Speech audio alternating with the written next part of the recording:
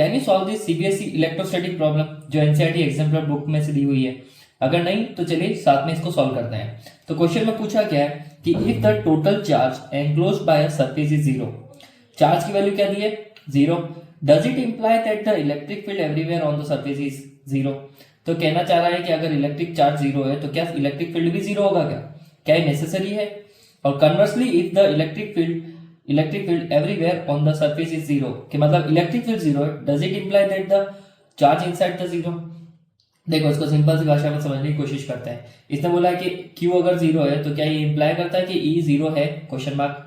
और वापस क्वेश्चन में पूछा है कि अगर E जीरो है तो क्या चार्ज भी जीरो होगा?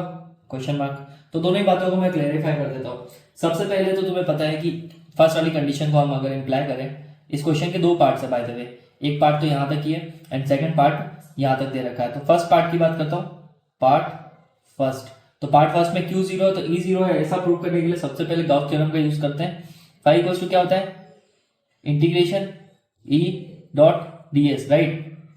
तो इसने क्या बोला है कि चार्ज जीरो है, तो चार्ज जीरो है तो हमें एक ये भी पता है कि फाई का फॉर्मूला क्या होता है? Q by epsilon not. तो सीधी सी बात है EDS किसके बराबर आएगा? जीरो के बराबर आएगा।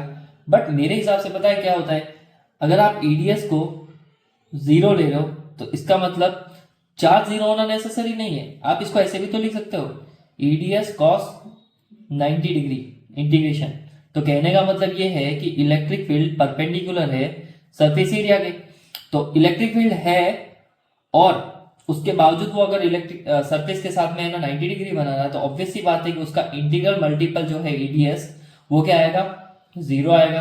तो नेसेसरी नहीं है कि भाई आपका चार्ज जीरो हो तो है ना हमारा EDS या फिर हमारा इलेक्ट्रिक फील्ड जो है वो जीरो हो। वो उस कंडीशन में भी जीरो हो सकता है जब है ना इलेक्ट्रिक फील्ड और सरफेस एरिया के बीच में जीरो हो। तो ये नेसेसरी नहीं है। चार्ज जीरो होने का मतलब इलेक्ट्रिक फील्ड जीरो नहीं होगा, इलेक्ट्रिक फील्ड जीरो नहीं होगा। इलेक्ट्रिक फील्ड की नॉन जीरो वैल्यूज भी पॉसिबल है।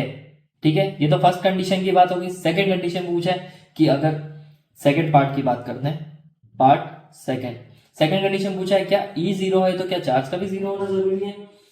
तो यस, इसमें पॉसिबल है, क्योंकि देखो अगर EDS जीरो है तो चार्ज का जीरो होना पॉसिबल है। यस पॉसिबल है, लेकिन वापस यही कॉन्ट्राडिक्ट आ जाता है कि cos 90 आ जाएगा यहाँ पे। तो इसका जरूरी नहीं कि इलेक्ट्रिक फील्ड जीरो हो तो चार्ज भी जीरो हो। तो मतलब कि ये दोनों ही बातें क्या है? सही है।